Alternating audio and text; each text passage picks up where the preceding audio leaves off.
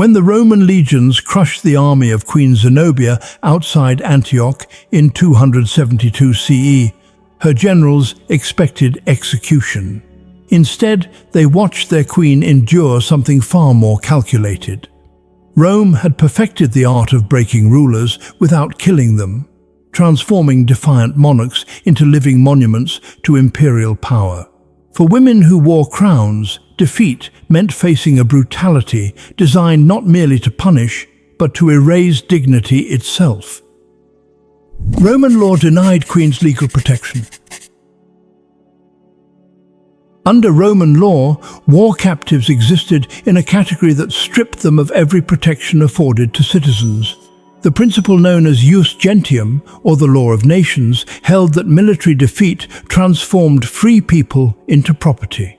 Once a city fell or an army surrendered, its inhabitants became legally enslaved regardless of their former status.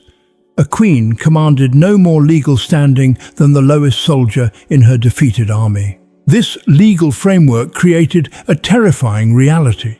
Roman citizens possessed rights that shielded them from certain punishments. To flog a Roman citizen was considered scandalous. To execute one without trial sparked outrage. But foreign captives, regardless of royal blood, held no such protections. They could be mistreated, displayed, sold, or killed at the discretion of their captors.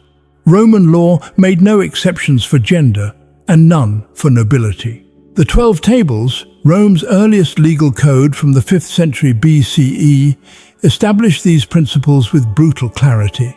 Prisoners taken in war became the property of the Roman state or were distributed among soldiers.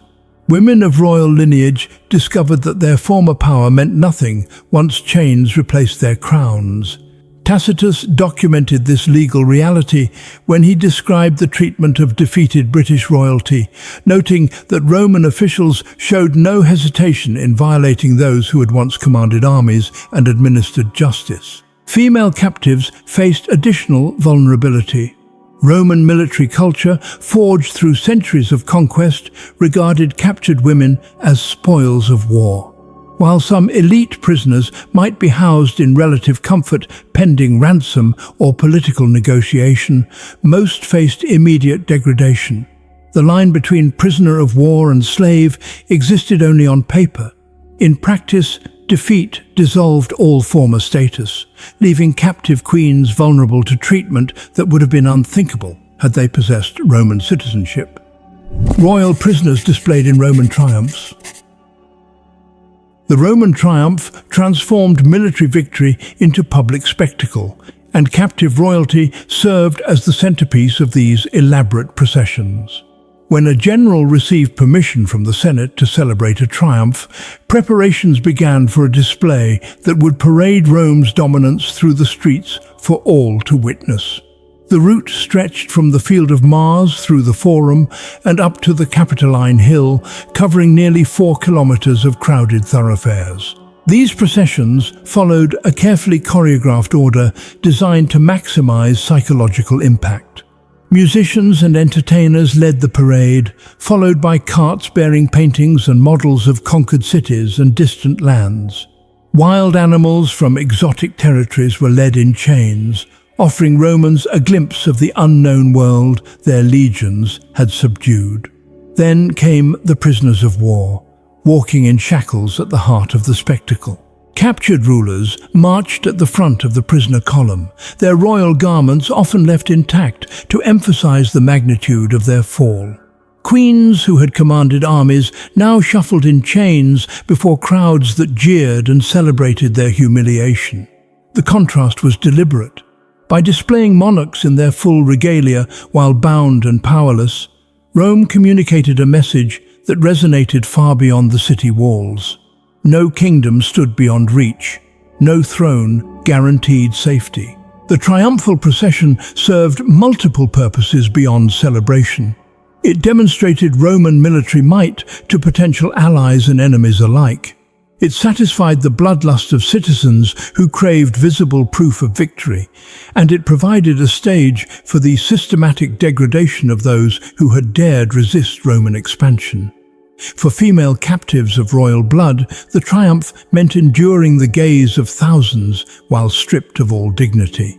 The journey typically took an entire day, with the procession moving slowly to allow spectators along the route to observe every detail.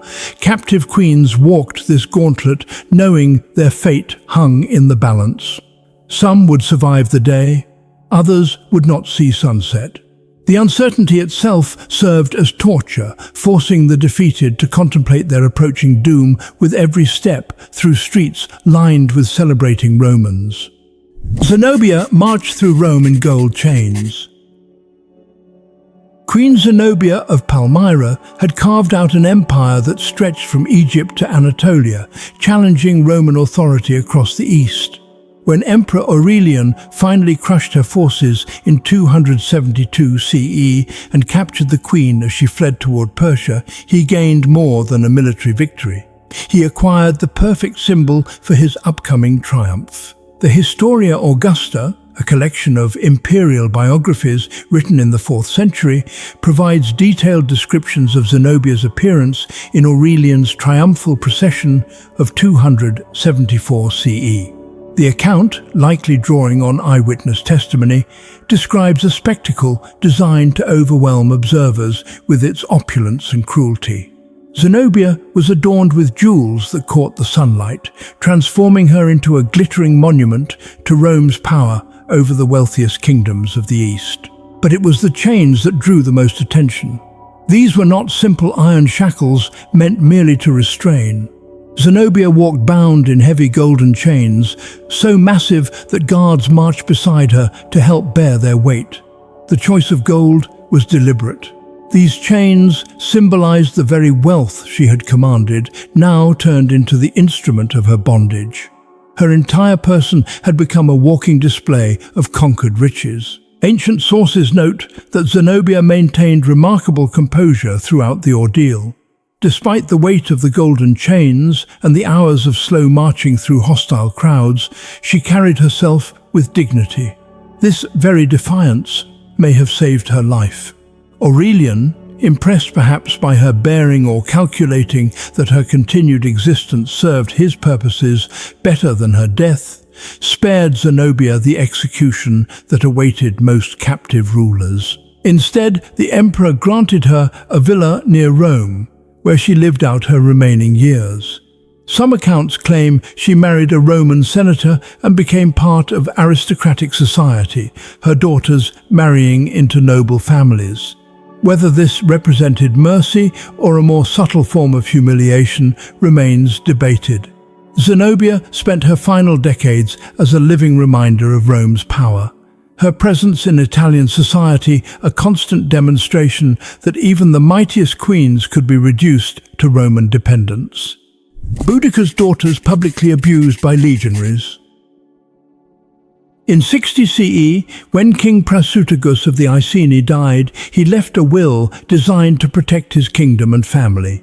He bequeathed half his territory to Emperor Nero and half to his 2 daughters, hoping this compromise would preserve Iceni independence while satisfying Roman demands.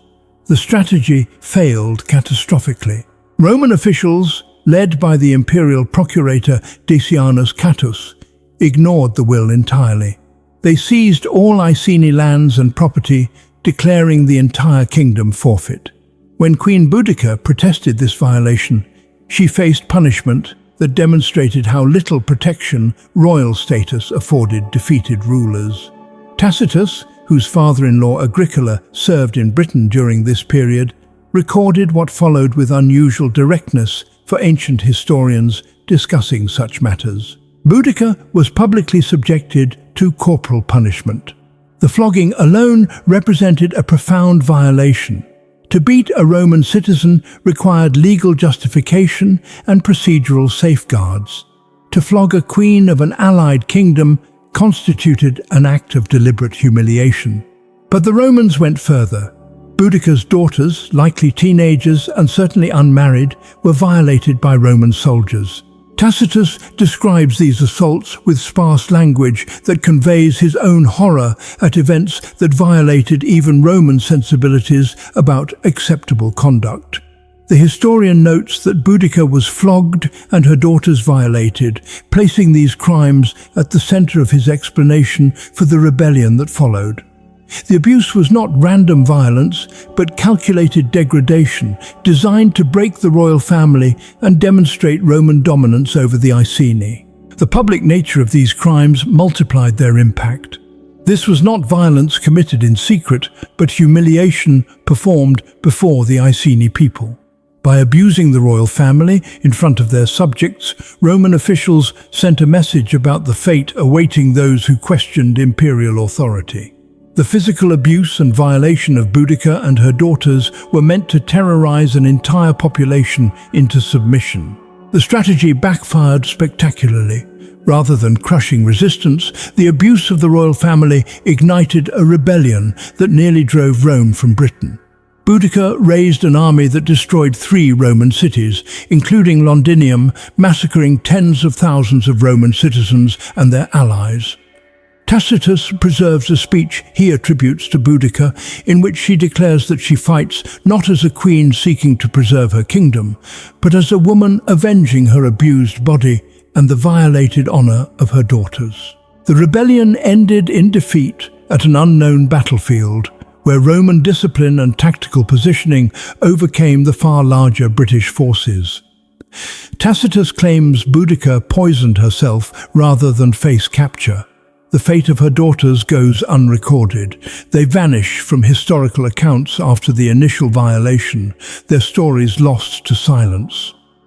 Execution after triumphs ended. As triumphal processions wound through Rome toward the Capitoline Hill, captive rulers knew their journey might end at the Mamertine prison, known in Latin as the Tullianum. This ancient structure, built into the northeastern slope of the Capitoline, served as the final stop for Rome's most notable enemies. While the triumph continued to the Temple of Jupiter, where the victorious general would make offerings, condemned prisoners were led aside to face execution. The Tullianum consisted of 2 levels. The upper chamber served as a holding cell, but the lower dungeon, accessible only through a hole in the ceiling, became the execution chamber. Here, in darkness and filth, Rome's enemies met their end. The method varied. Some were executed by suffocation. Others were left to starve. The process remained deliberately hidden from public view, occurring while crowds celebrated on the streets above. Vercingetorix, the Gallic chieftain who had unified the tribes of Gaul against Julius Caesar, exemplified this fate.